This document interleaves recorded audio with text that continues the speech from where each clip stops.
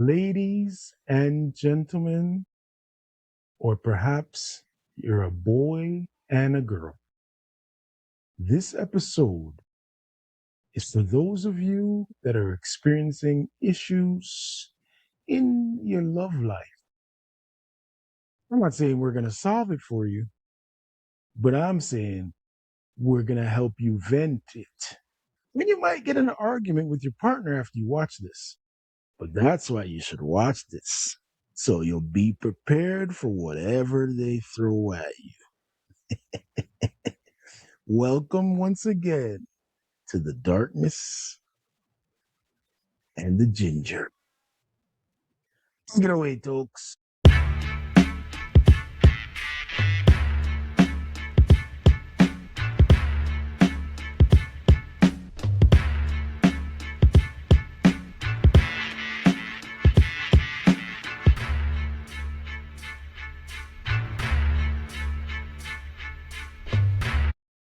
All right. We are back. It is good to be back. Good to be consistent again. It is your favorite podcaster, Sir Tokes, aka the Beast, aka your girlfriend's favorite podcaster. And this is Darkness with a Ginger Hue. And we couldn't do this. We never do this without each other. Although we could. But anyways, we couldn't do it without each other. This is my man, Slang Hugh is in the house. What's going on, Slang? Yes, sir. Back at it once again. Your favorite wife, your wife's favorite podcast. Wow. He just said, Bruh. He said, you know what? Never mind. I'm going deeper. Let's not tell nobody. We won't tell nobody. That's just between me, you, and her. Anyhow, we back at it like a craft medic with a crack addict. Craft medics don't have crack, but you get the point. We're here once again. Good to be back. It's been a hectic time, so it's been a minute, but we're gonna get back to it. We're gonna get back to schedule. Yes, sir.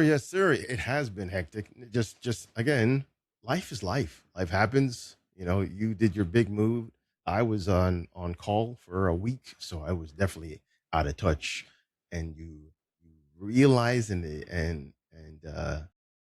what's the word there? Appreciate the breaks of regular life to do this podcast, because sometimes you need to say something and you can because you're always on the clock or you always have to do something else. So yeah, I need this. This is something that is kind of part of the regimen now, right? Twice a week. It's my therapy. I've said this before. It's my therapy. Get things out, talk about things, and educate myself. So it's always something about this. This is why I love talking on this podcast. So I enjoy it. But yes, you finally finished your move. You're settled. For the most part, like I was telling you, they had some plumbing issues in our kitchen, so we had to take everything out of the cupboards and from under the sink and so forth. There was a leak coming from somewhere in the wall or whatever. So I moved in, but we haven't been able to put everything away, especially in the kitchen. And we have space take right now.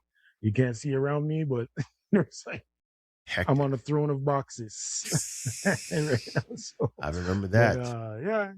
But we're still, at least I moved in enough to where we're comfortable. It's not like, I'm being able to move the stuff out of the way, so to speak. So you're in. So that's the main point. Yeah, exactly. You're in. Exactly. So everything else is just semantics. Everything's just details. So don't worry. 100%. It'll be handled 100%. In time. So I mean, it's just another challenge, right? The water. Exactly. Okay, well, we'll deal with it. But when it's all done, we're settled, right? So eventually you'll get to that point where looking forward to it. Exactly. So I mean, we had a lot of bad weather here in Winnipeg. Rainstorms, tornadoes, and all that stuff. It has not, I think this is the first day in about a week that it has not rained, and heavy rain. Like there was like floodings and whatnot in basements. Yeah, it was hectic. So yesterday I had first time in about a week and a half, I cut my grass, and my grass was like tall because of the rain it got and because of, I wasn't out there. So it's going to be growing, right? So, but yeah, downpour and just being busy. Life does life things, man. So, but it's good to be back, ready to attack this week, head on, and see what's upon us. So yes. So with that being said, our better than yesterday theme or segment. What did you do to better yourself today? Well, today, literally like 10 minutes ago, little handyman project. I just hung a shelf and just now like one of those floating shelves. So nothing hard, but I thought I had to drill and all kind of thing because there's thicker walls. It's thicker drywall, so I thought it was a concrete wall. When I like knocked on it, I was like, oh, this feels like concrete, but it's just a thick drywall. So I didn't have to end up drilling, which I'm not a handyman by no stretch of the imagination. So I could change tires, I could do that stuff. But when it comes to drilling and measuring and leveling and blah blah blah, I'm always like antsy. So this time I was putting it off, like I was doing all kind of other stuff just to avoid it. to avoid it, and I'm like, you know what? Let me just do it. Let me just do it before I don't end up doing it at all. Which also the point of it is to give us even more space to put stuff on the shelf so we take stuff off the floor type thing. So I was like, yeah, let me just get it out the way and do it. So I just did it right before we came on. Okay. So it was actually surprisingly much easier than I thought. I was going to say, just pat yourself on the back that you've done it. Something that you usually don't do, you've done it. So, boom. I mean, I'm the same way. I'm not as handy, but I can definitely do the projects I have in terms of putting shelves together, putting things up on walls and stuff. Yeah. Putting TVs on walls. Yeah, I could do that. Painting, sure, but you're way more you're handier than me. TVs well, I mean, walls, with the house that I have, this is you. You can't call anybody else to do it. This is on you. So I'm like, okay, I better learn to do it because when it comes time and something breaks, you don't have a renter or a landlord to come fix this, right? So I have to learn that stuff. So that's a tool you have to learn when it comes to or not even per se you need the tool. You need to know people who know what you need done. I.e., for instance, I had a faulty tub plumbing wise. I asked a friend if they knew a plumber. They did. Boom. I'm not paying X amount of dollars for this plumber to come in per hour. Where I have a friend that says, "Yeah, give me a couple hundred and I'm good." I'm like, sweet. You know what I mean? Perfect. So, definitely. With me, yourself? Yeah, with me, again, it was another one of those don't do much type of thing. However, I've been printing. Actually, you know what? Oh, let me show you one thing real quick. Let me show you. Hold on. I did. Yeah, let's go.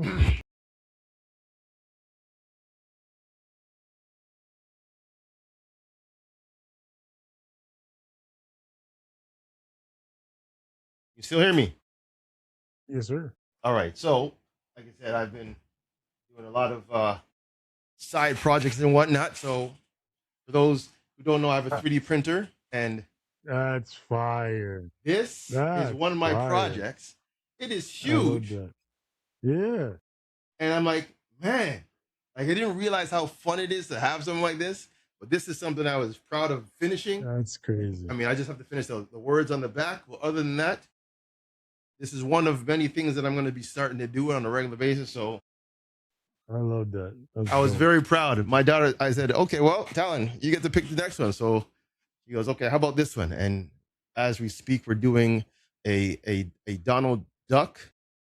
That's just the face right now, but it's an urban Donald Duck, gangster Donald Duck. I said, all right, I got you. So we're doing that. And again, if I start making these and printing them out, cash is coming. So that will pay. My goal is to pay for the machines I bought.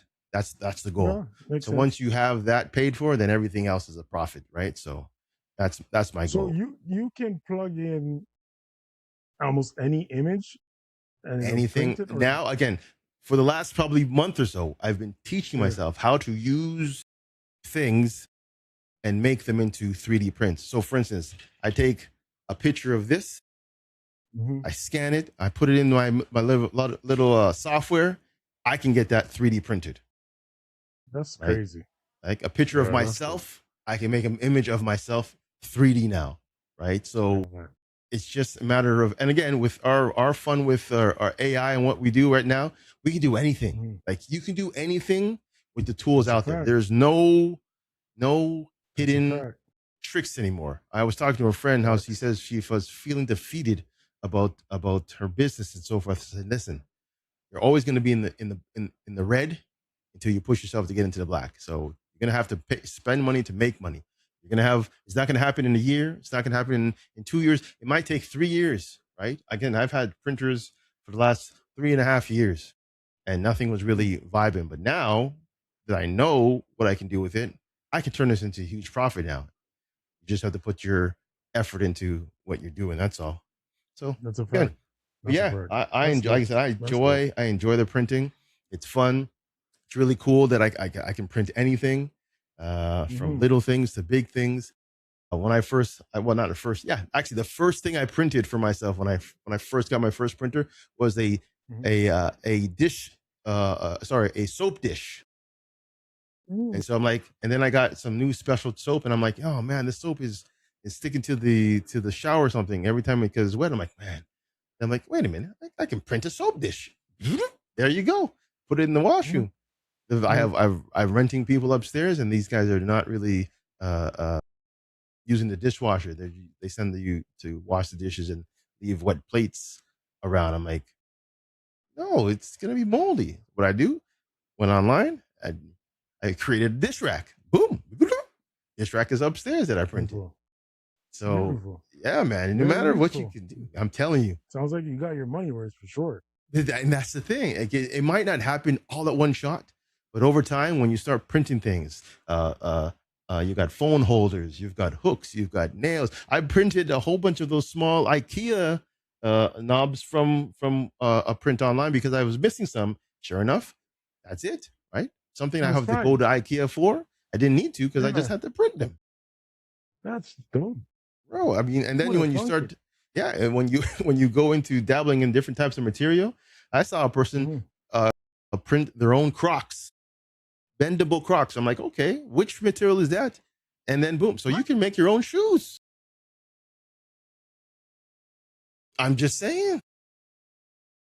I've seen some Adidas shoes on the site. I was like, yeah, those are dope. Well, maybe I could print them.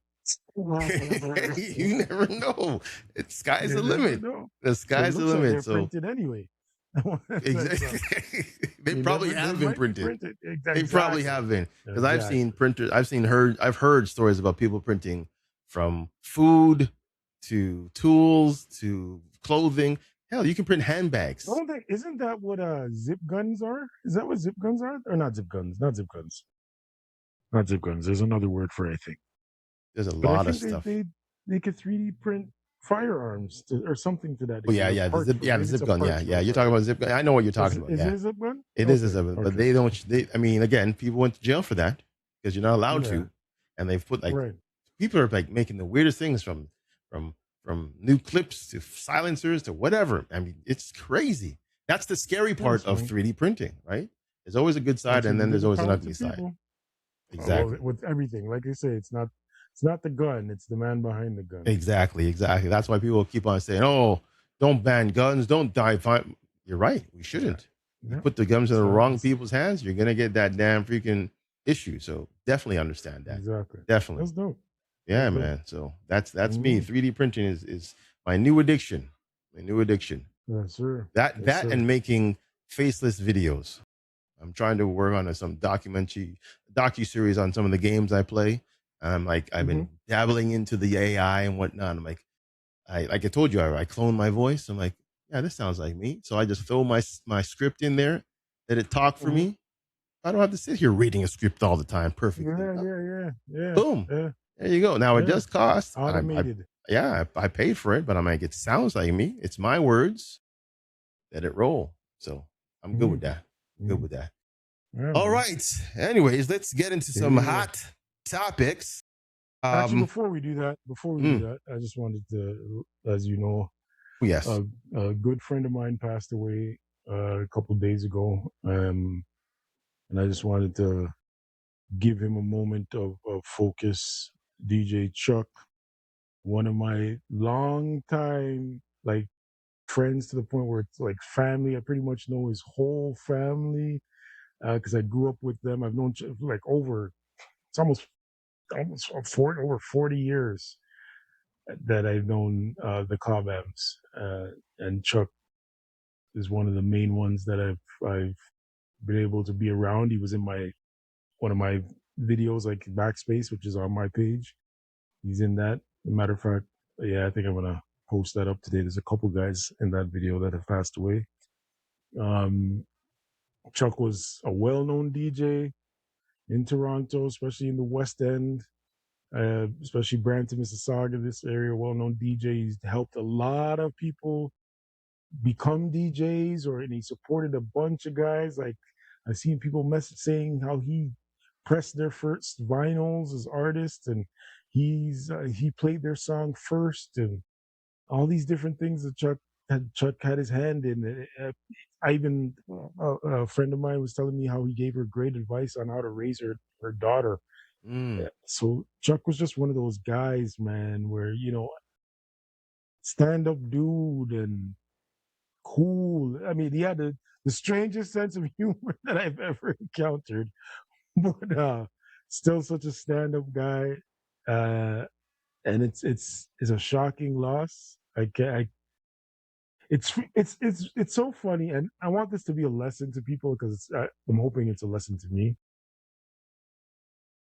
On Sunday, I was speaking to a mutual friend of me and Chuck's, and I was saying how many times I've passed this house or past the street that he lives on, and I'm always like, I should turn in and go see if he's there and just check because he's been living in the same spot for so long.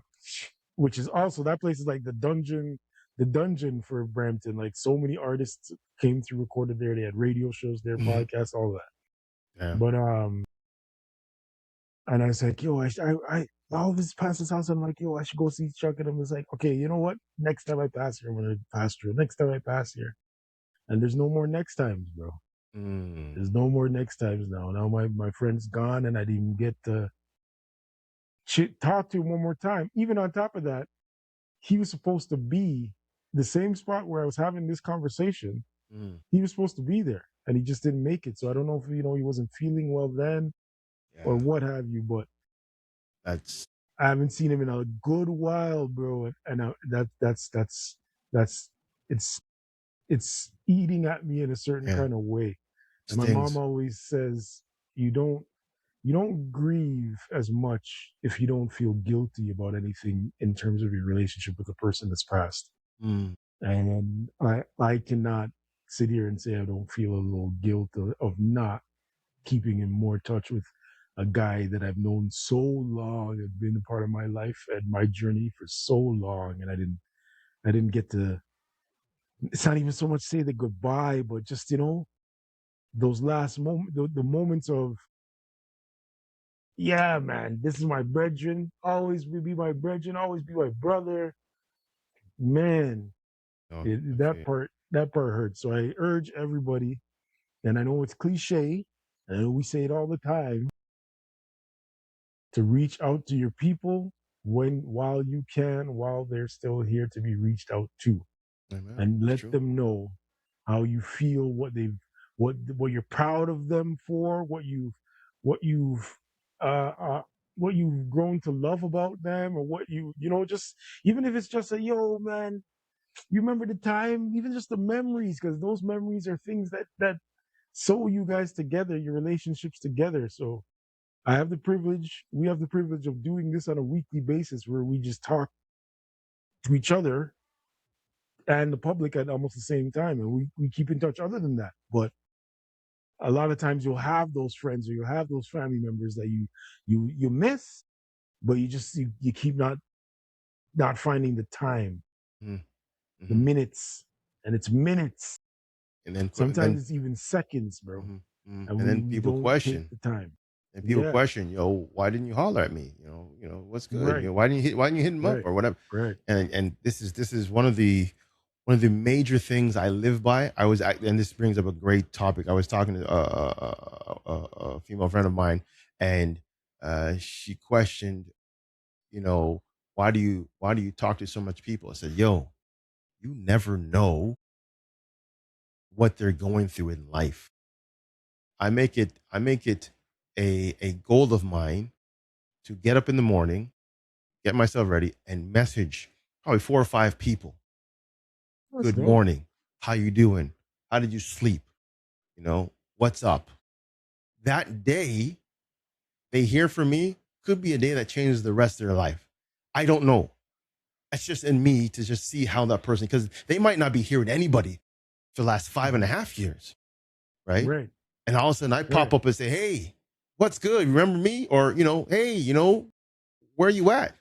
And they get that buzz and they'll reconnect to where they known me from, how they know me, what did we do? And then jokes might come out with it or whatever. And I think that's my superpower. I'm always concerned that people, I never forget someone in my life, no matter what, again, from people saying, oh, you know what? I haven't heard from you in, 5 years. Well, let's not do that again. Right. I'll message you. I'll call you and see how you're doing. I have a buddy in from college. Again, went to George Brown College. He lives in England. That's my brother to the end right now. So we message on a regular basis, right?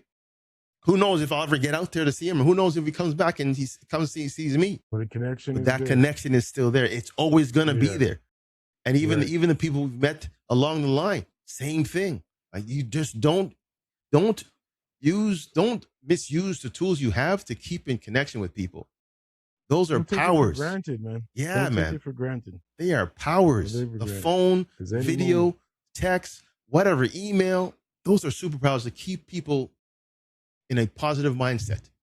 Whether it's a joke, whether it's a situation, whether it's anything. That's something you should do, because it only takes a minute. It takes a minute to text somebody, hey, how you doing? Or call, hey, I'm on the road going to work. I just wanted to see how you're doing. If you're not there, cool. If you are, hit me up later. That's it, man. That person will feel good that someone's thinking about them. And again, maybe they don't feel that, but they'll remember that you reached out. Can't say you didn't. So exactly. That's the thing. You're absolutely correct. It's and even as you're saying that, like, again, the same guy I was having this conversation with, he even made it a point. We were like, yo, we may not talk as much as we used to, but just know it's not no malice thing. It's not even just letting people know those things. Mm-hmm. It's important.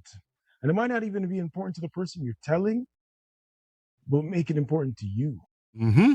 Because that alleviates certain stresses, just things that we don't even realize that we're going through, and that is weighing on us. It's good to release that.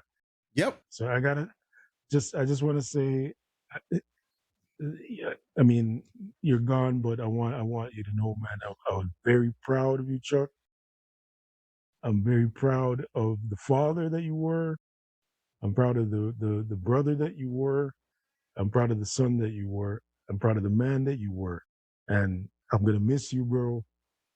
And I mean, I hope to see you again. I don't know how this thing goes, but if it goes that way, I hope to see you again so I can tell you all this stuff that I didn't get to tell you. But rest in peace, my bro. Rest in peace.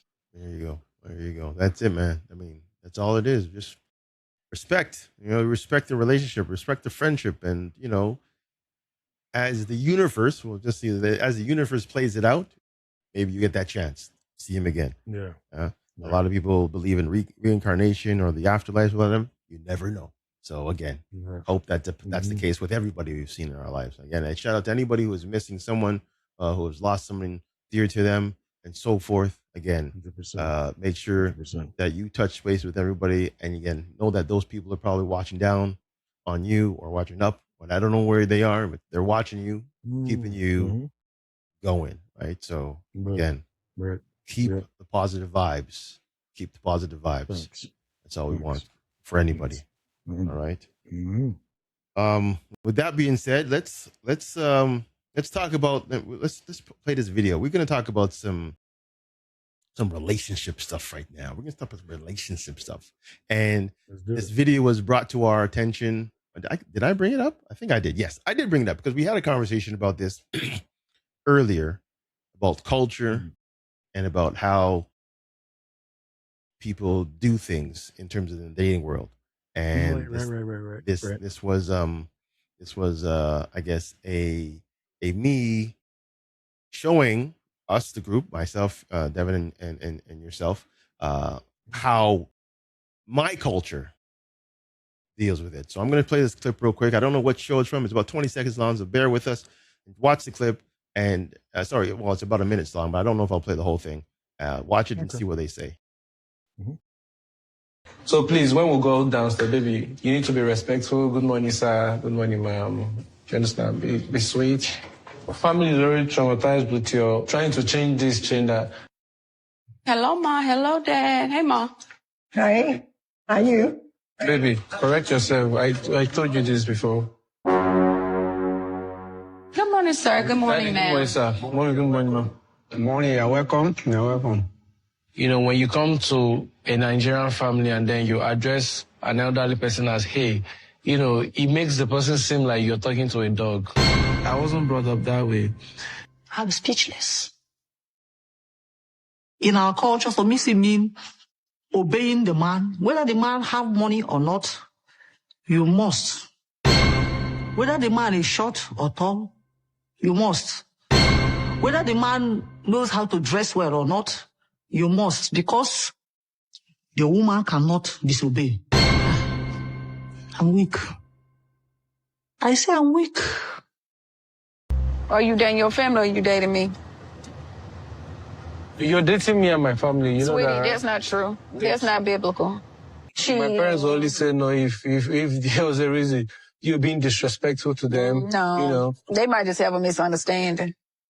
What kind of misunderstanding? I don't know. Just misunderstanding. That's why you should learn the culture. Sweetie, quit yelling in my ear. I think I need to yell so that it will stick in your head because it's not sticking. You keep on. You're going to get me and you in trouble. Don't worry.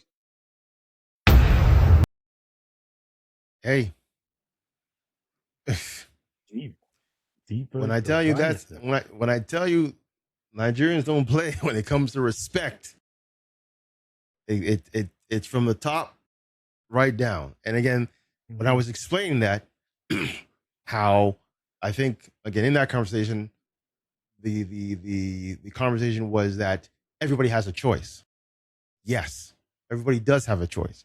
However, we are brought up a certain way. So our choice, I wouldn't say be predetermined, but it is shifted to respect, to live life a certain way. And that certain way is to respect your elders, respect people, and so forth. So when you're in your adult years and you still have that mentality in the back of your mind, no matter how old you are, I mean, it's hard to switch off. I tell you today, not even today, but maybe last week, I think my daughter was in her room and I called her. I said, hey, Talon.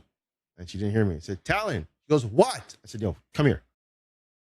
You don't ever say what to me. And then the only reason I said that, because it triggered a memory in my head when I said that. And my dad did not just say anything about that. He said, boom, boom, boom. Don't ever talk to me like that. I'm not your mate. And that's what they say. Yeah, it's a respect thing. Yeah. And I said, you know what? Me and you is not size. Exactly. So the respect thing has been ingrained in me. So again, she's not doing something malicious, right? Yeah. But at the same time, when it comes to her in her adult ages, and she starts dealing with talking to people at that level or even older than, she knows that the respect is there. You have to give the respect, whether in relationships, whether in your work, whatever. It's something that they've taught you. So when it comes to relationships, I feel the same way. I'm only going to treat you the way I was taught to treat people. And how I treated my family, I would assume you're going to treat them the same way. Maybe there's a little skew on how, because again, my culture is my culture. You're coming into my culture. So you need to learn, engage where you might fit in. You might not do everything that is asked, but if you attempted it, everybody in that family will give you praise for trying. Everybody. If you've tried to understand, they even will praise you even more because you're trying, right? So imagine if you flip that video around and she was all in.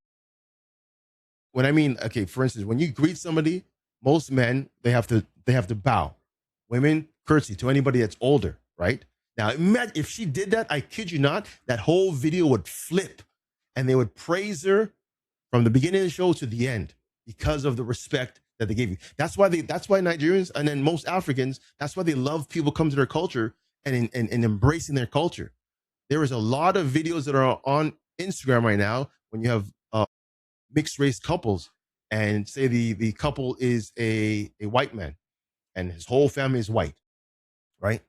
And you see them coming in because, again, the procession of, you know, the groom and the bride and whatnot, you have that family that comes in and they're dressed all in African gear and they're dancing to African music. Bro, that is the proudest thing I can ever feel, that family has embraced the culture. Not to say that they have to, but they took it upon themselves to say, hey, we understand. Here's our contribution to this whole event.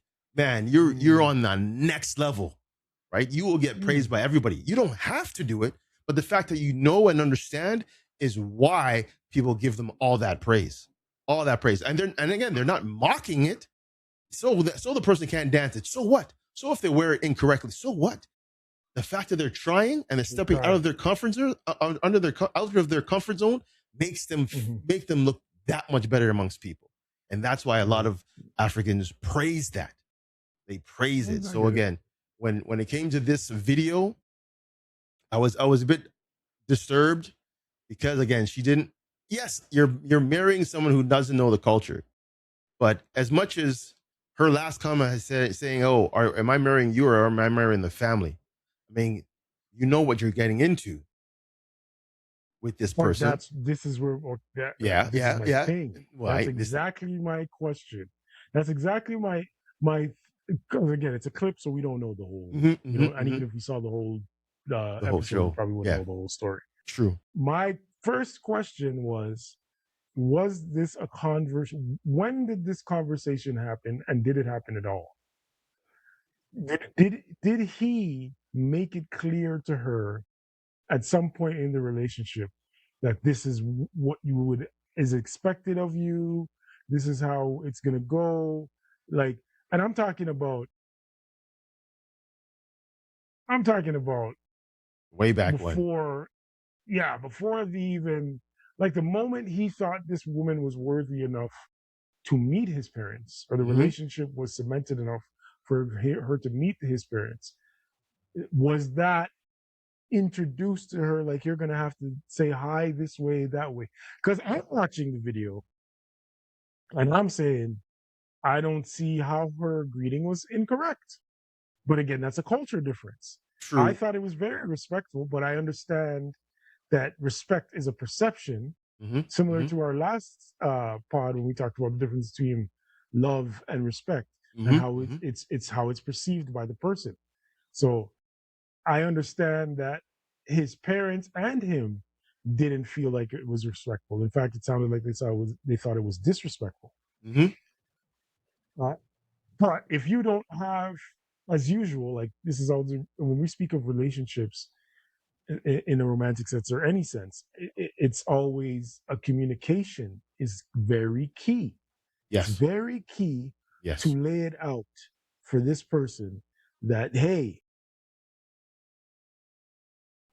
know what you're getting into, because it's not just me that you're married. It's not just me that you're dating. You are going to be dating my family in certain cultures. You do have to, and that's not even necessarily, well, I was going to say that's not necessarily a culture thing, but culture is dependent upon that family and how the culture of that family, how it is. Because there's things in my culture, coming from Jamaican heritage, which doesn't necessarily include greeting. It might be other things, which makes it made it very difficult for me to see myself with somebody that isn't at least Caribbean. At least I might even say at least black. But I'm also from a city, a town, a background, and a culture where it's very mixed and intermingled, in that me dating an African woman, she probably would understand, and I probably would understand what she's expected of me and I expect of her, because we've seen this over the years through friends and da da da da da. Now, she sounds American. Not that that's an indictment on how much she knows about other cultures, but it kind of is.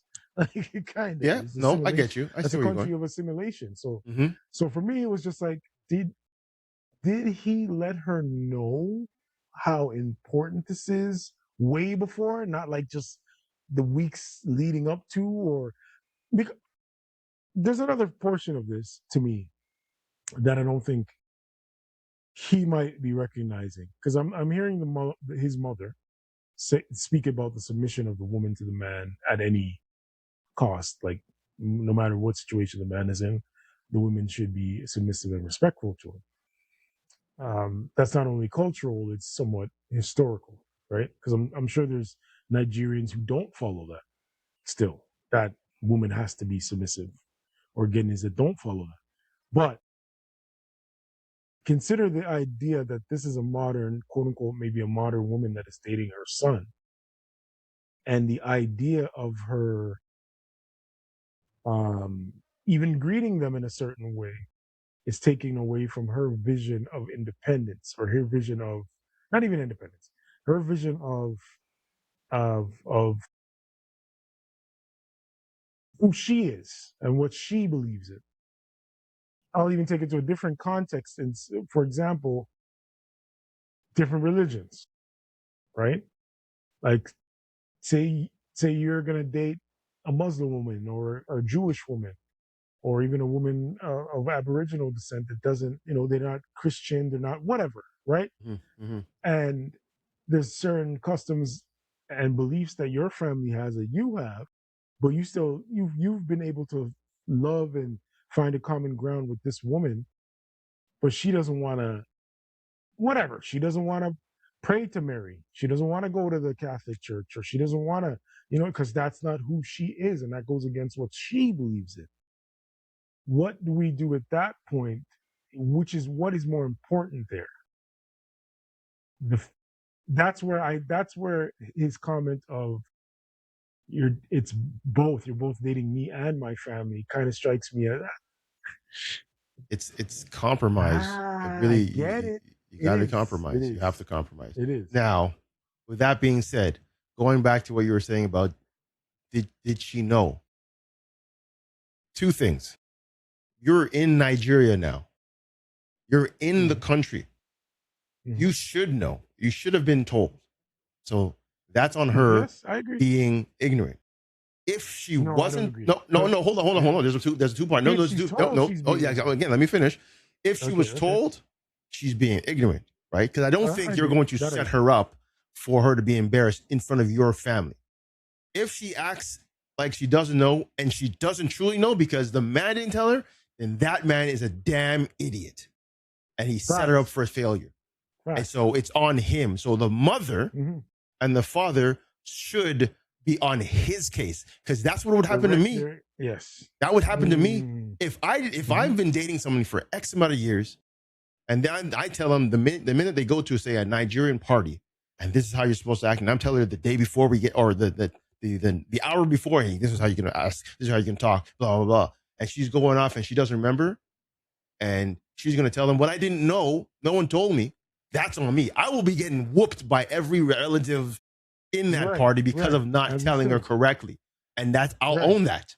So this is why I'm like, I don't like you said, we don't know the full episode, right? But mind you, TV tends to kind of make things a little bit entertaining and risque and whatnot. So it makes it, did he really tell? He probably has, and because it's for TV, she has to probably say, oh, I have to play dumb, right? Just because I don't think the parents really on it, right? But I do think it's a real world scenario that I think that actually happens. Yeah. And even to what you just said, even like both of us are saying, is the timing is key. Not only is the timing key, what is her reaction when you're saying this? When you're telling her, did she challenge you? Gonna go right? Yes. Did she ask questions? If she did, it's still on you, because why are you bringing this woman that you know is not going to do these things, or is not very interested in doing these things? From that little video alone, that's the impression I get. Like she was never down. And this no is matter why when he told her. And this is why I hate these shows, because they do it on purpose to get the reactions, to get people talking. If you truly love that person, before you jumped on that plane, before you even plan the trip, you're going to educate the person on how to treat your relatives, whether it's your elders, whether it's somebody that's your same age, whether it's the kids younger than you. There's a lot of things that you have to do in other people's country or other people's cultures that you need to understand. And it doesn't have to be African. It could be a European culture, right? Things you do in Scotland, it's going to be probably different than how you do things in New York, right? You have to have that understanding. And if you don't have that understanding, if you have that opportunity to learn that understanding and you don't, that's on you. If you weren't told about it, that's on them for not telling you. So this is why I said this is gray. It's gray because I think he set her up.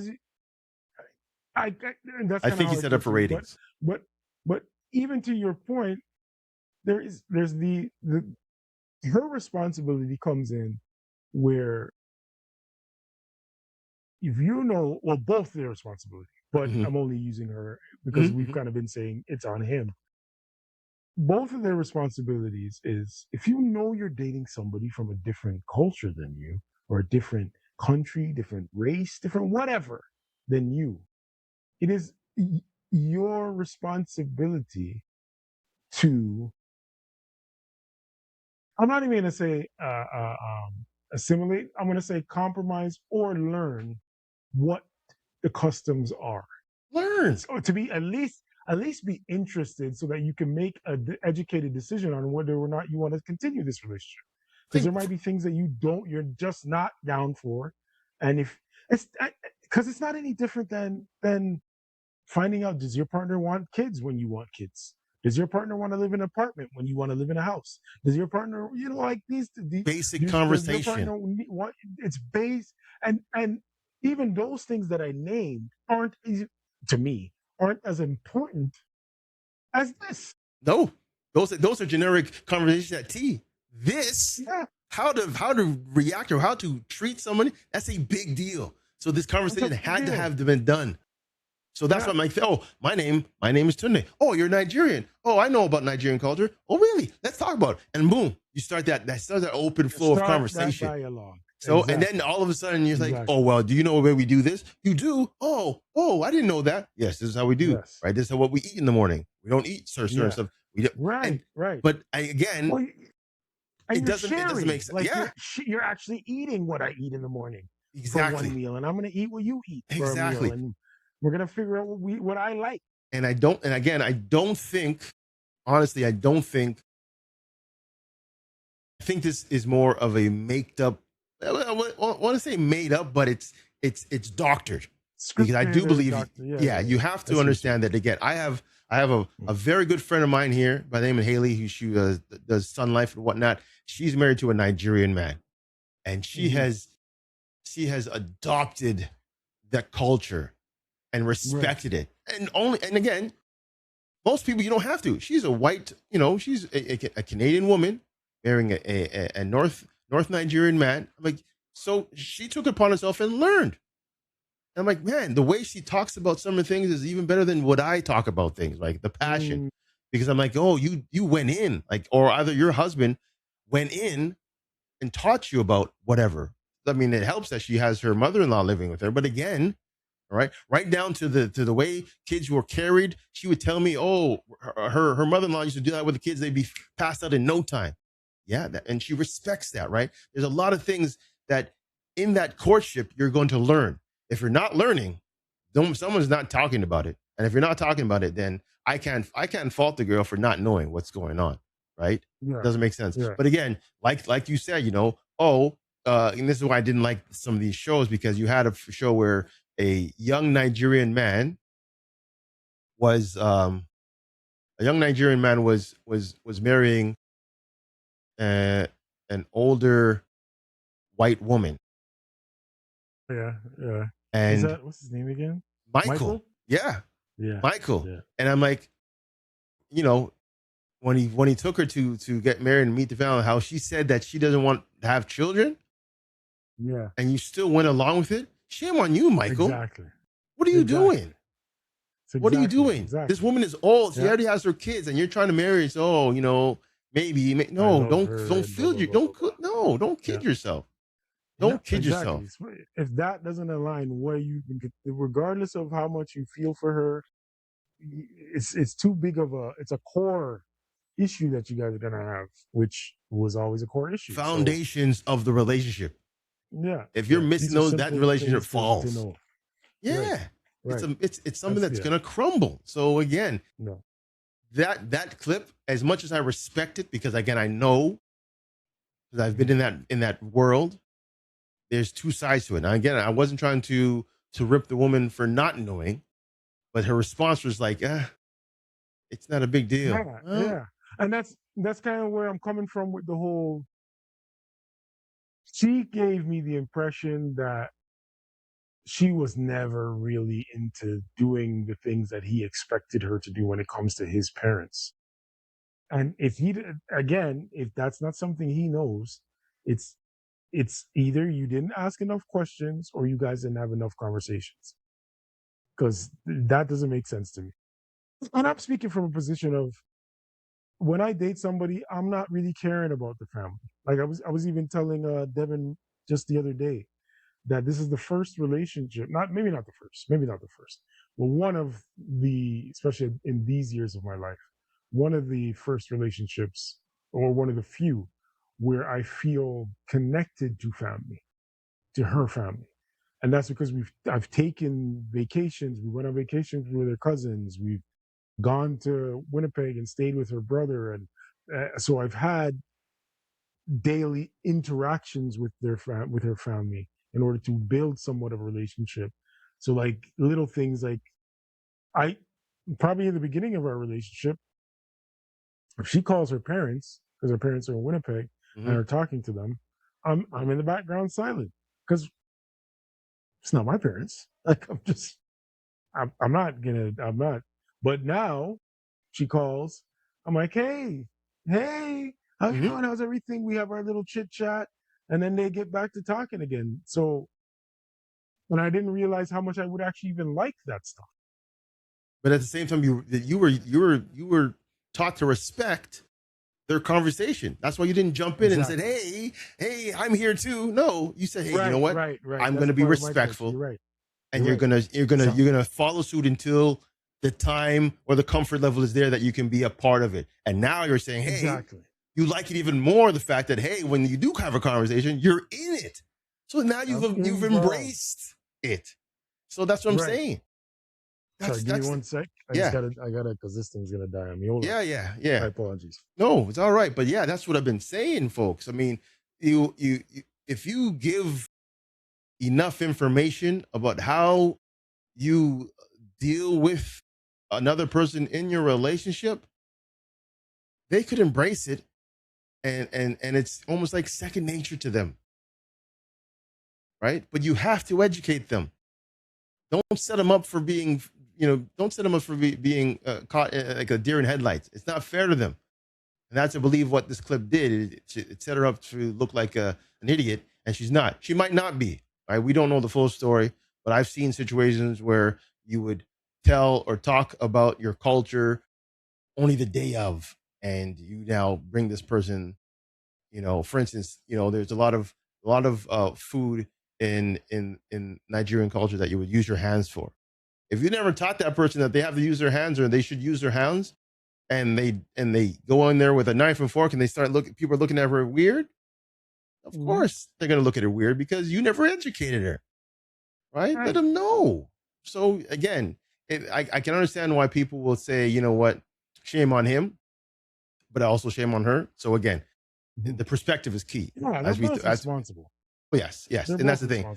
The question is, who is more responsible at this time? Yes. Well, right. And I do believe the man. To say yes.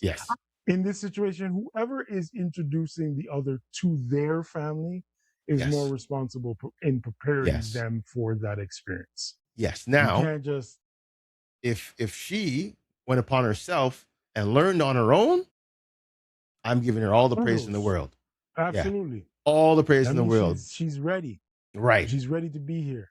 Because there is also again a reoccurring theme when we speak about relationships, the idea that you're meeting the person's representative. You're not meeting them in the first while that you're getting to know this person.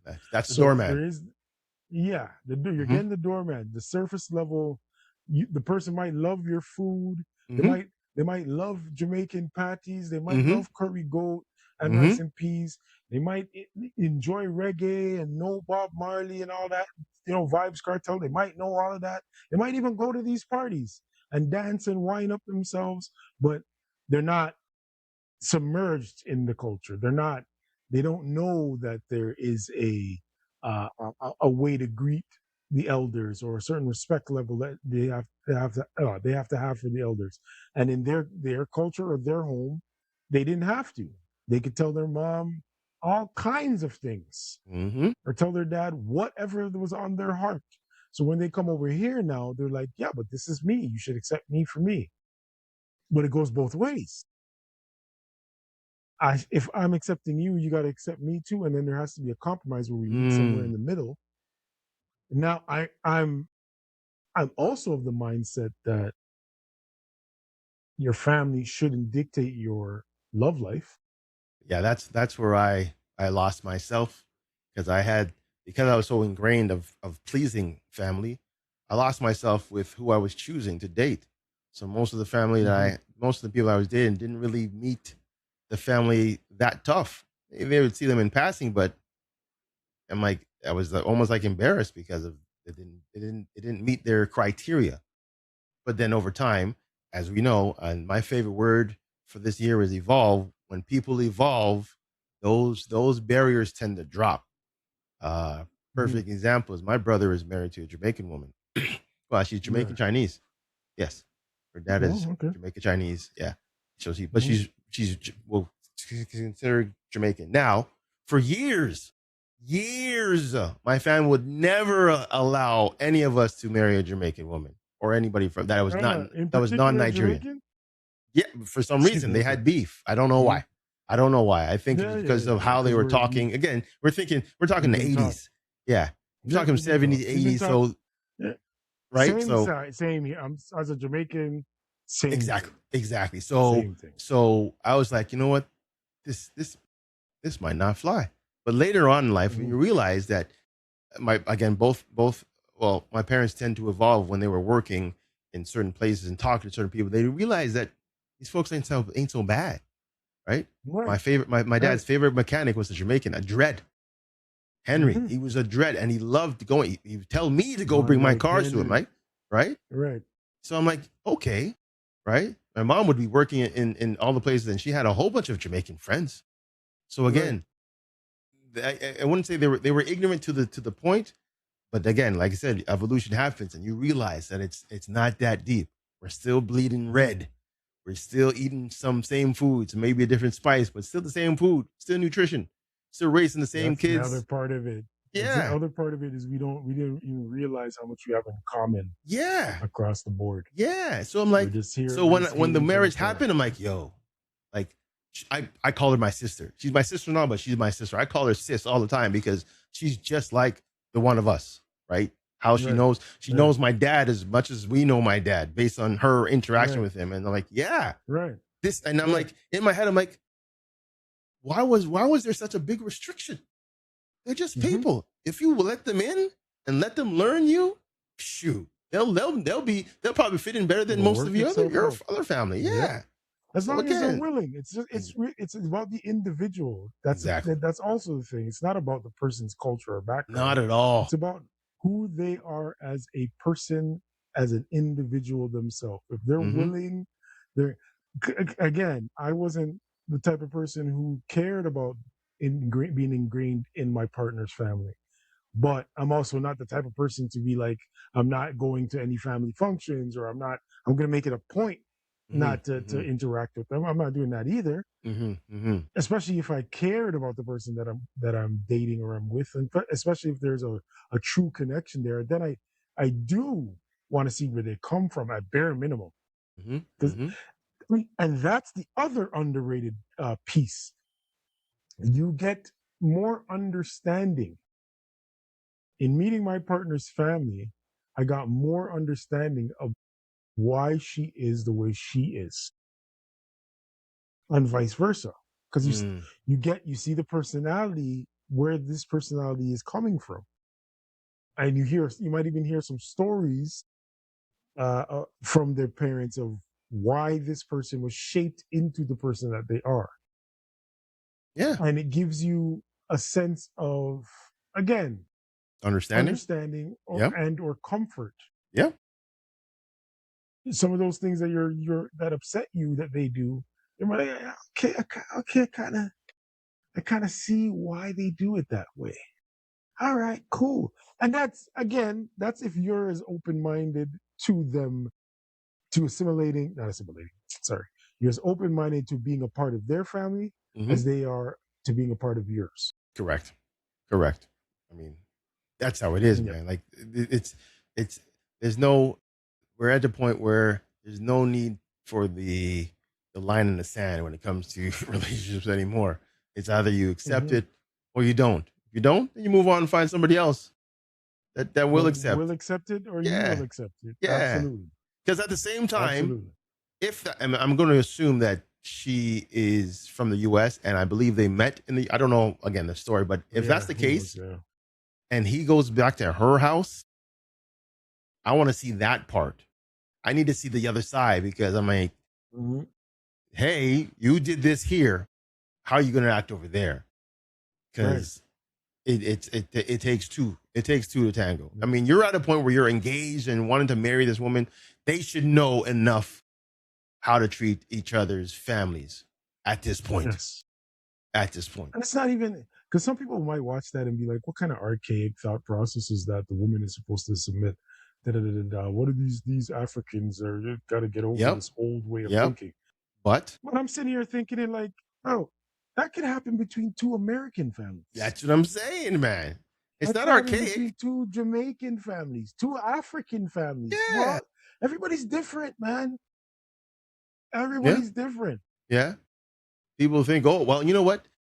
And I'm looking at those parents. They're probably in their early 60s, maybe close to 70. They probably never left the country. They learned a certain way, lived a certain life, been living it, and been living it. No one has told them or shown them anything different. So don't blame them. Yeah, that's how they thought. And that's another thing too. How the new age are so shocked about how people are being told that somebody should be submissive. That's how they knew how to live. Yeah. Don't be mad because that's what they were taught. You can educate them on how it should be right now, but don't be mad because, hey, this 60-year-old woman is telling you should obey your husband. Okay. Why? That's what she knew. Don't throw it on her like she's the bad guy or bad girl. And it worked for her. She had a marriage for 35 years. Why what? You're going to say it didn't work? You expect her to tell her not to? You expect her to tell you, no, go be your own woman. Do your own thing. Right? No. It's a different era. A different era. Exactly. And in that era, that's how it was. So now we're in an era where it's totally different. And you have to respect that. Well, you can definitely bring old culture, old ways, and try to put it into the new life. But if it doesn't work, okay, it doesn't work. Know that you're in a new era, that things are going to be different. So accept that. Don't bring old ways and think it's going to work. It's not. You can definitely interchange things and kind of mix it to make it your own, but don't go back and think, well, this is how it was back in the day. Nah, you can't do that anymore. You cannot do that anymore. You can't. You have to evolve.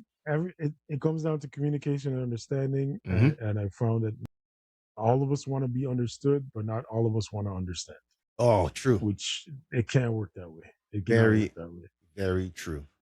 100%. Open your minds. Give it a chance. Yes, you have to. You have to. You got to be open to certain things.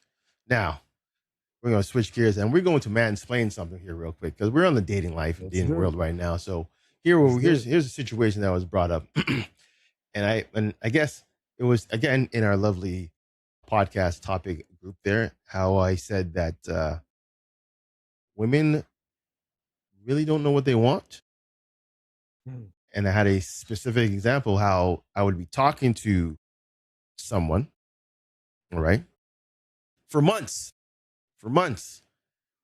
and in this time frame, I would make multiple attempts to get together, hang out, whatever, right?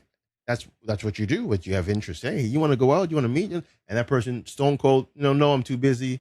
No, I've got this. I got this. My work. So I said, sure, no problem. I get it. And again, I've learned to a point where you don't want to be creepy. You don't want to be like, oh, why not? What? Yes. No, you have to accept it and respect it. Hey, you know what?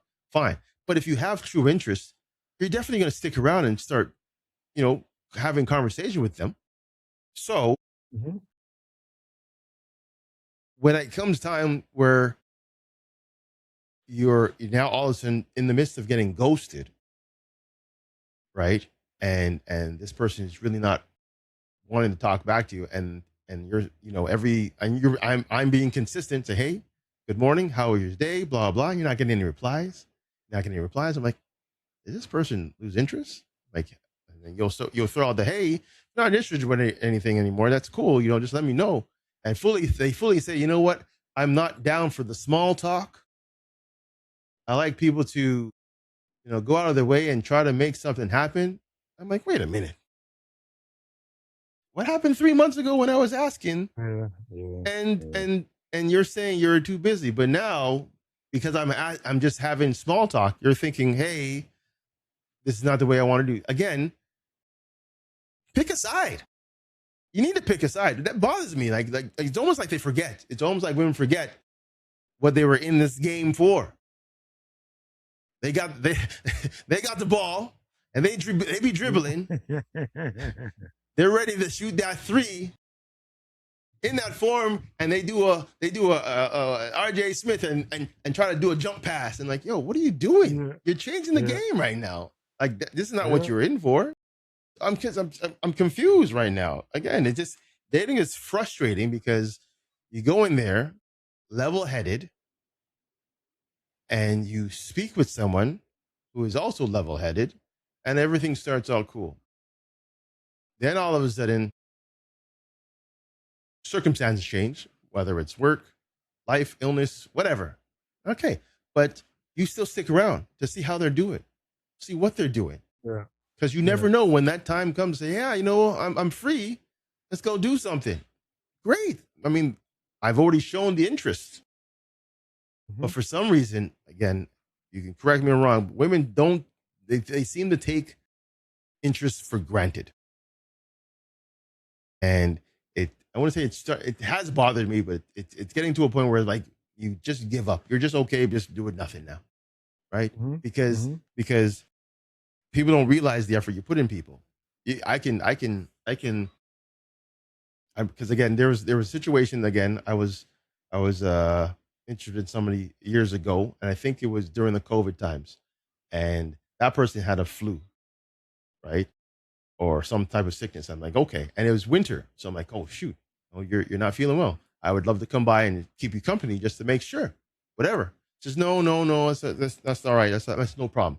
How about I drop off cold meds for you? And the person gave me the address. I drove in the snow to go drop off the cold meds to their door and drove home. That person had the nerve to go up on these groups. I told you those groups that were on there. Tells me, oh well, this guy was trying to get into my house while I was sick. I'm like, yo, don't tell half the story. God damn. How are you going to tell people that I'm just this guy doing whatever, and I'm fully asking, hey, do you need somebody around you because you're not feeling well? And B, I went out of my way to drive meds to your house,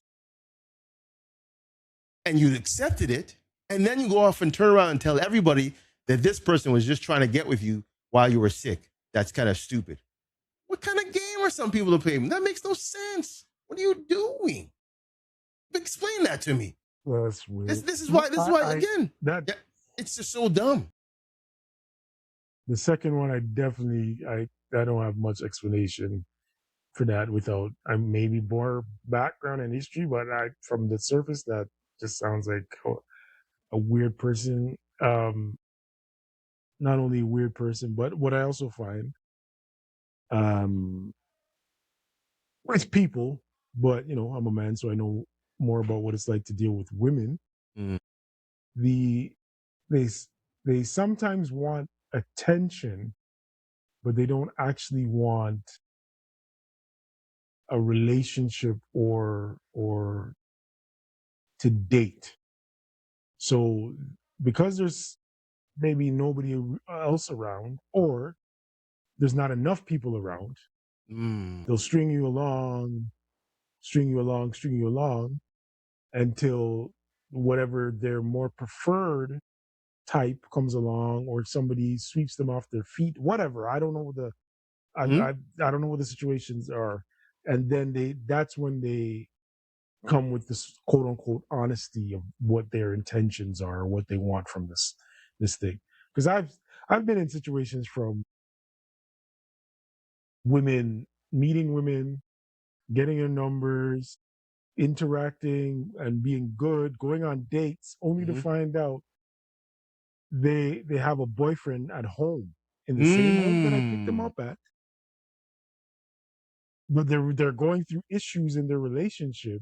So they're basically kind of using me to be like, hey, well, I can move on if I want to their actual boyfriend or their man or their fiance or whatever the situation is. I've been in that. I've seen that multiple times. And what I've also come to realize, again, reoccurring theme, or better yet, lesson for my life, it's not usually about me. It's not me that they're actually using. They'd use anybody. But I just happen to be there. But that's the thing. I'll take it personal though. Like, why are you picking me to be? So. Yeah, why would you pick me to be this toy when I'm genuinely freaking interested? Why do you choose that? And this is where the disconnect comes with dating. This is why men be the way they are. This is why women become the women they are, because they're playing a game between each other. It ain't fair. Think about it. You have a person at home, and you're going out with somebody else just to fill the void because you might be in a break or in a situation, not being straight up. And now that person's, hey, you know what? Let's take this further. I don't know. I've been talking to my, and then all of a sudden he's like, really? How does that make any sense? Right? I have people saying, oh, you can go and talk to anybody you want, but I'm talking to you right now. I'm giving you my attention, and you're telling me, hey, I don't want to hold you back from anybody else. What? Listen, see, that's the thing. That was my next point. For me, those things are the red flags. Those especially after years of going through certain similar situations. Those things are, once you say that to me, bro, I'm out, bro. I'm not into this. Run me down, chase me, prove to me that you want me, woman. I'm not into those types. There's also that type, the type that wants you to jump through hoops because they're the prize, and you gotta be like freaking the knight in shining armor saving the damsel in distress from the tower. Okay. With the dragon. I'm not doing that because because I'm not wasting my time to do all of that and still not get anything out of it in terms of relationship. And I'm a man who doesn't necessarily believe that it's a waste of time. It's more of a lesson. But for sake of conversation, I'm not wasting my time. And B, usually after you've jumped through the hoops and you've proven to her that you're the one and you get her, once you get her, she's no longer interested. Because she wants to be chased. She doesn't want to be caught. That's, yeah. And vice versa happens as well. Where men I was going to say, want to chase, they don't want to catch. Yeah. Yeah. And I don't know. It's frustrating because that does happen, In my younger days, I'm like, yeah, you be chasing everybody. And say, oh, I've been talking to this girl for so long, and all of a sudden you smash or whatever, and you're like, all right, well, I'm good done. now. Yeah, exactly. I'm good. On to the next one. I got I'm it. like, I'm got what I. But again, when you get older, for me, anyways, I've learned all these are lessons. I learned to know what I really want. So if I'm giving you that attention, there's a reason why I'm giving you that attention now, not to just smash and grab and gone. Nah, in my younger days, sure, but I'm like, you have to grow into that. And I'm not gonna say. I'm not saying I'm that grown in which there still can't be. Well, I'm in a relationship now. Yeah. When I'm single, I'm not trying to say that there isn't still those moments where there's women that I don't care to have a relationship with. I am trying to smash and grab, but it's true. I'm also grown enough to make that clear.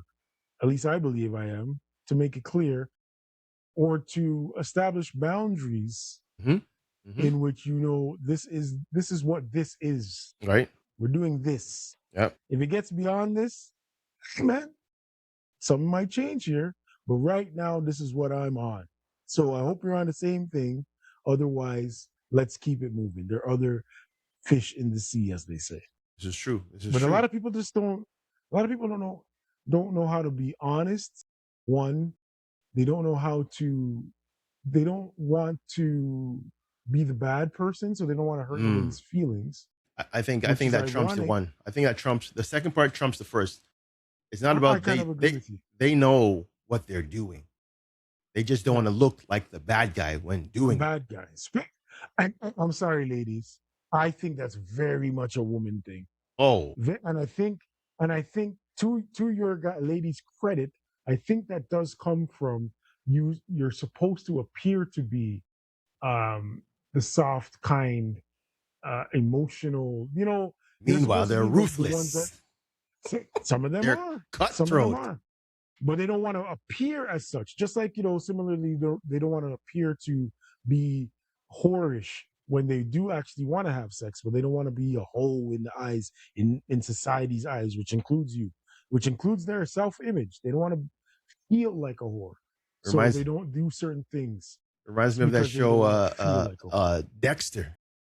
Dexter was helping the police on these crimes and whatnot. And meanwhile, he's a serial killer killing everybody.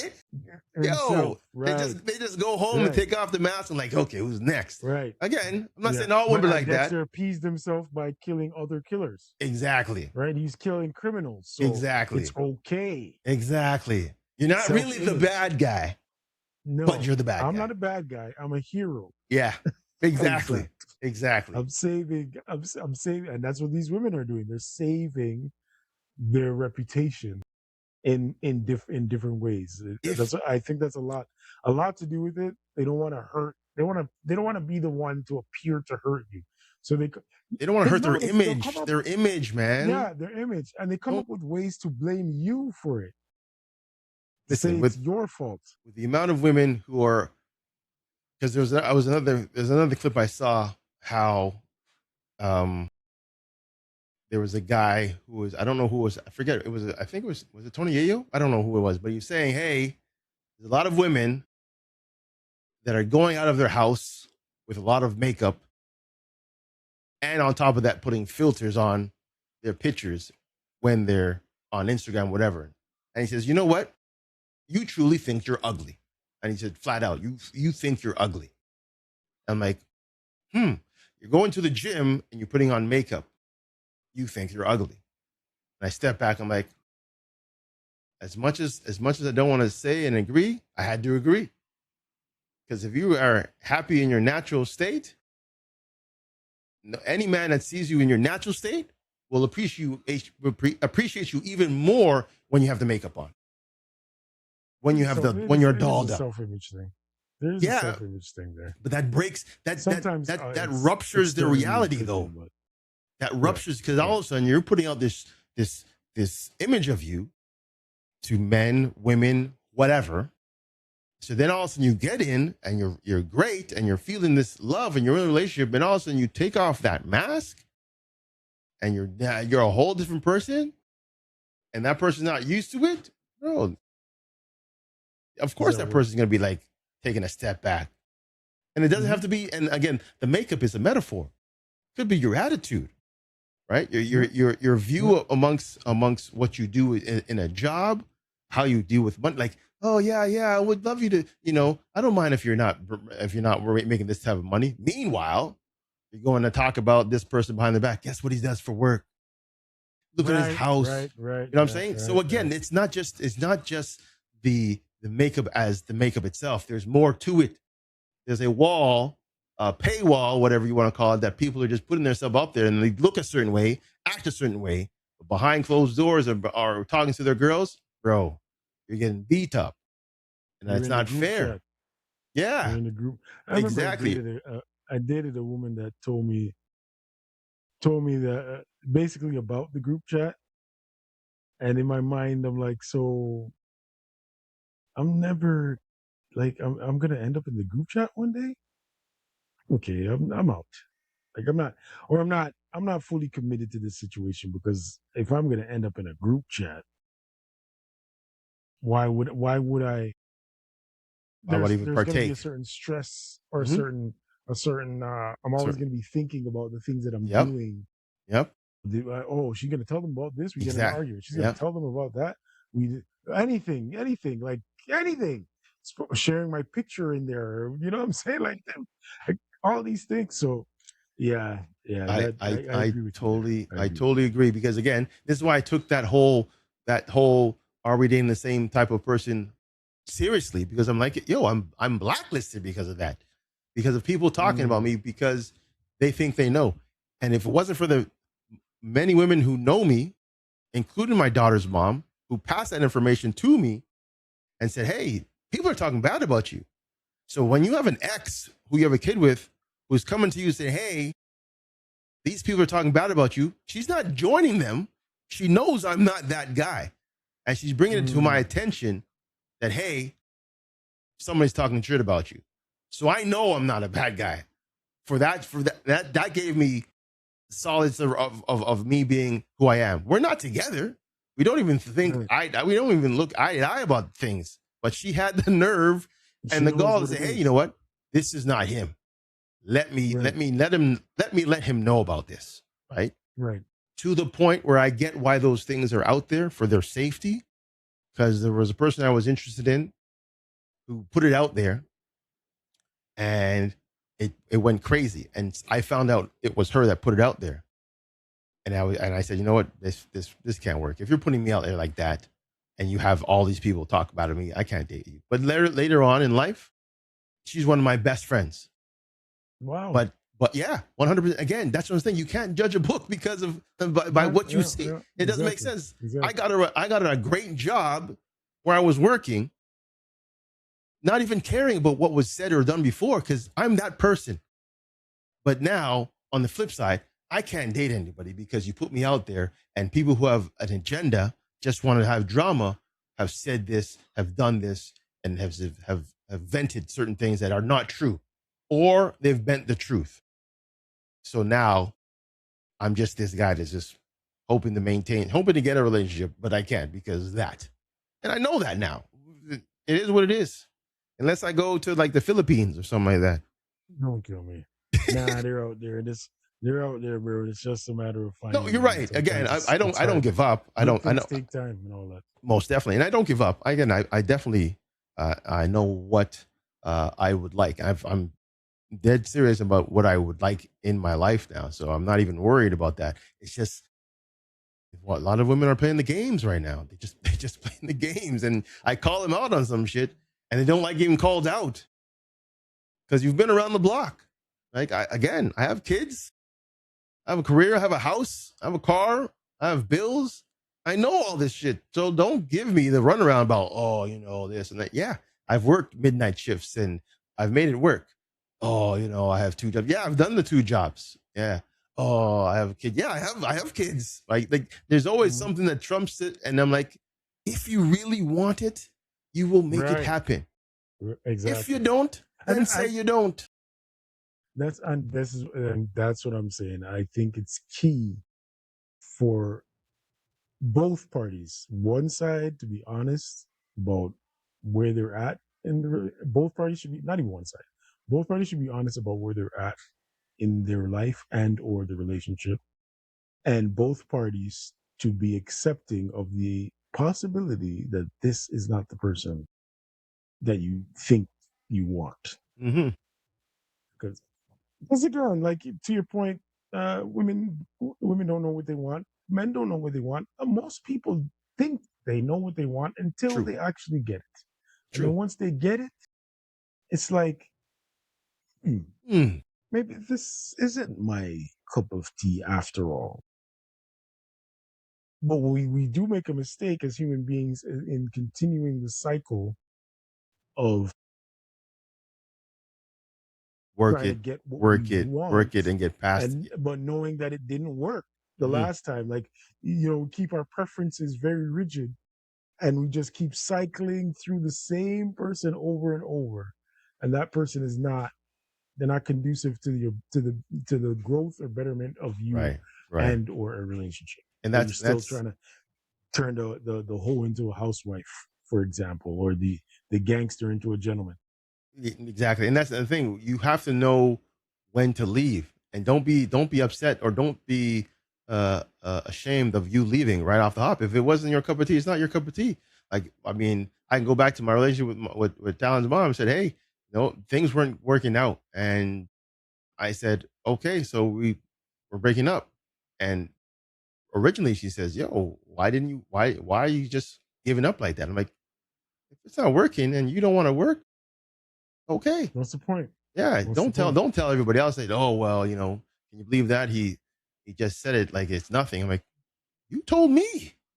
I've been working my ass off to make this work, and you say you want to be done with it. I'm like, he's not trying to fight. Why do I have to fight? Why am I the one that has to fight for the relationship? Right? Why do I have to do all the work? I want to say, you hit the nail. Yeah. Why am I doing all the work? You're not the only one that's supposed to fight. That's what I'm trying to say. And I'm not saying that people aren't supposed to fight. Of course. Even Mike Tyson got knocked out, bro.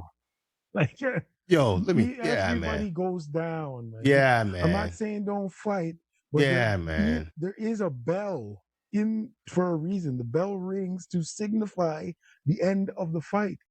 Some men still try to punch after the bell rings, but they usually get a fine or lose points by doing so. Facts. Metaphor for life is what I'm giving here. Yeah. Don't give too much if it means nothing. Listen to the bell. That's it. Listen to the bell. That's it. And the referee. And the referee's an internal consciousness in these situations. And again, speech on it.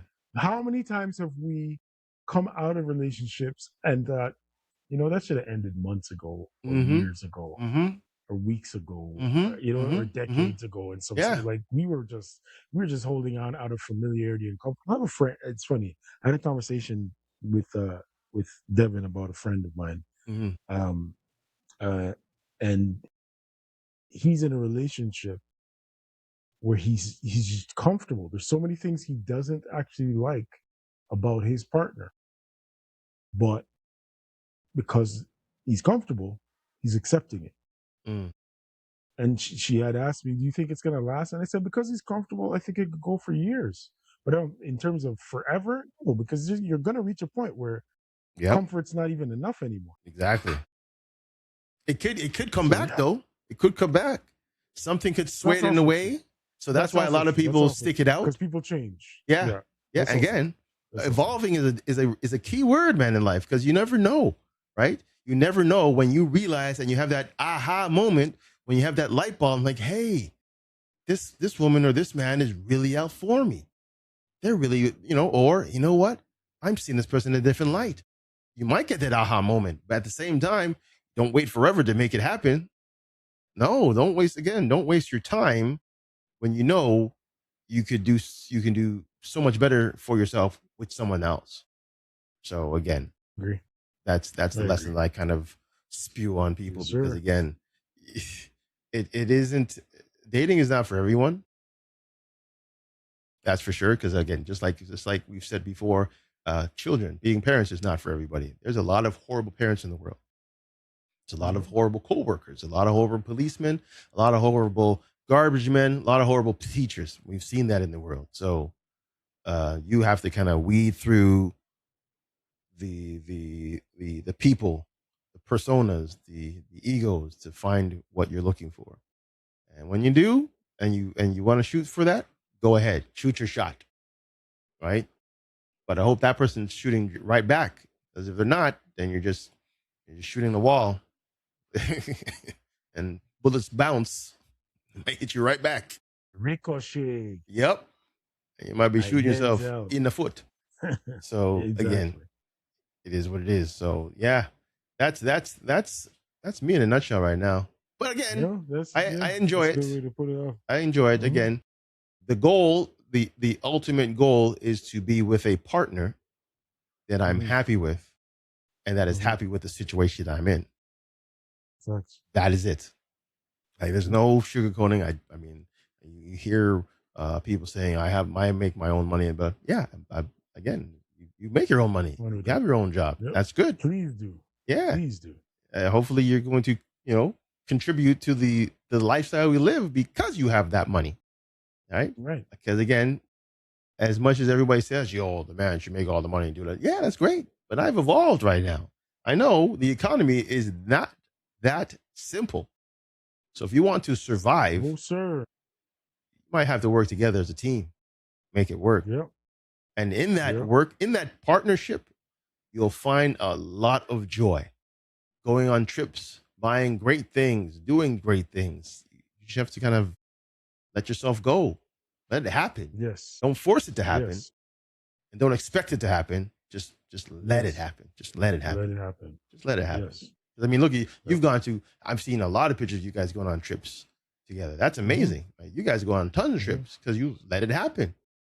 I mean, it is what it is, right? You didn't force it. We both, that's our common, right? One of our common threads. We both enjoy traveling. Exactly. So when the time comes and it's feasible, boom, you're gone. Yep. So yeah, that's exactly what people want to do and want to see. So anyways, I digress. It is what it is. Sometimes it's hard being a single guy. Sometimes it's easy. Depending on how you look at it. Yeah. I totally understand. There's green grass on both sides of those fences. It's true. I have ants in my grass. Sometimes there's also brown grass on both sides of those fences. So brown grass and ants. So someone come help me out here. So sometimes you gotta fertilize. Sometimes you gotta pull up the grass and replant it. Yep. Sometimes you have to get ant be gone and all these things and spray it up. Yeah, sometimes you gotta weed out the dandelions and these things. Yep. And what's the dandelions and the ones used to blow? We used to blow. What do you used to call them? You know what? They're actually dandelions. Oh, they're the same? Yes, they are. Before they go into dandelion mode. That's right. I learned that. I was like, what? Yeah, that's right. Yeah. And someone showed me the dandelion. That's like dandelion 1.0. The yellow one is 2.0. I said, what? Yeah. So when you blow them and they go everywhere, you're spreading that seed everywhere, causing more hectic for some people else. Yeah. Like, oh, you're right. That just goes to show you evolution again. Evolution. In everything, there is a growth period. And just in human beings, it should never end. You should always try to be growing and expanding. Amen. This is true. Yeah, this is true. 1,000%. See? Again, I always love having conversations. It gets all of the stuff out. Then you start the week, fresh, feeling good. Yes. Catharsis. I enjoy it. So yes, folks, that's it. That's all for us. Yes, another great show. Again, we're going to try to be more consistent. Again, life is now slowing down for us, so we can definitely put into more time and effort. Got a good amount of things coming to us. We're going to hopefully get some more guests on here again too. We love having our guests. Definitely would like to have our guests and to chop it up with us with any type of topics you have. If you have a topic, throw it in the comments. Again, you have to like. You've got to comment and subscribe, folks. Just subscribe. We're definitely going to do some big things, folks. So look out for some new stuff from us. And we hope to keep on entertaining you and educating you as best as we can. For me, Toks, Slang Hugh, that's it. That's all for us. Peace and love.